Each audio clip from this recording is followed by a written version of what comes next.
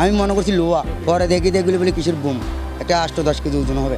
বা আর্মি আমি 8,000 দেখছি তো, আর্মি কল মারার দে কামান এখানে দেখছি তো আমি কান্দুক করে নিয়ে বেশি গলায় মারাতে টুমটুম, এই কারণে তো নডরারি।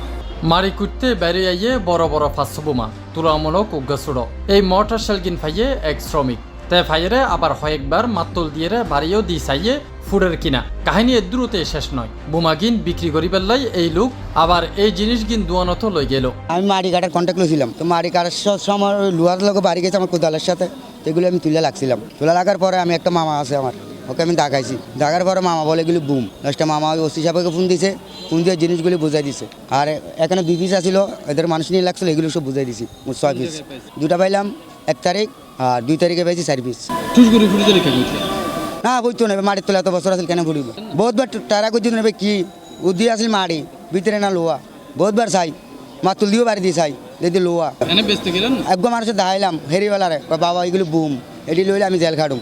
আমি কো বাবা যার জিনিস সরকারি জিনিস সরকারকে বুঝাই দিই।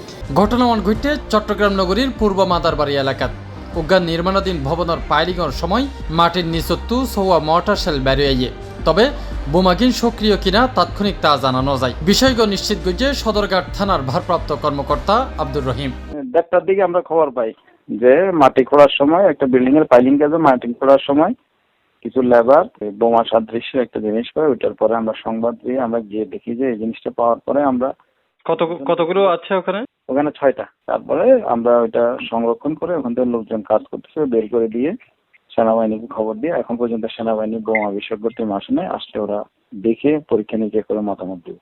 ধারণা করার বোমাগিন বহুত বছর আগর ব্রিটিশ আমলে রইলেও পারে দেখতে মর্টার শেলের মতো।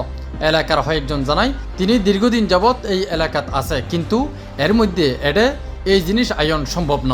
পুরানো তো আমরাই নিজেরাও বলতেছি, এই এলাকাতেও এরকম কোনো কিছু শুনে নেই। এখানে তো অনেকে বসবাস করছে, চা দোকান ছিল, গ্যারেজ ছিল, খালি জায়গা ছিল, কখনো এইরকম অবস্থা কি শোনা যায়নি। তা আমি আসলে 30-35 বছর এই এলাকায় বসবাস করি, কিন্তু এরকম কোনো কিছু মাদারবাড়ি এলাকার কখনো দেখিনি। এন্দি এই লইরে এলাকার মানুষজনের মধ্যে আতঙ্ক বিরাজ করে, তারা দ্রুত এগিন একটু সরাইবার দাবি জানায়। একখানা আতঙ্ক সৃষ্টি হয়ে যে শ্রমিক কাম করছিল, এই শ্রমিকে অলরেডি দাইয়ে এটা কাম টাম ফেলাই, এখন আরা এলাকাবাসী সাইডে এটা যেন বালা করি তদন্ত করি, এটা যদি আরও আছে শ্রমিক কইয়ে দে আরও আছে এগিন যেন এতুন সরাই নিরাপদ জায়গা লই যাগই আরাদের নিরাপত্তাভাবে এটা বসবাস করতে আরারে পড়াশোনার কাছে আর এই সহযোগিতা চাই। এটা তো এলাকায় একটা আতঙ্ক করার স্বাভাবিক ব্যাপার, যখন এই ধরনের একটা কিছু পাওয়া যাবে এলাকার মধ্যে তখন তো একটা স্বাভাবিকভাবে মানুষের ভিতরে একটা ভয় কাজ করতেই পারে, এটা স্বাভাবিক। Tafim Alamgir, C+ TV, Chittagong.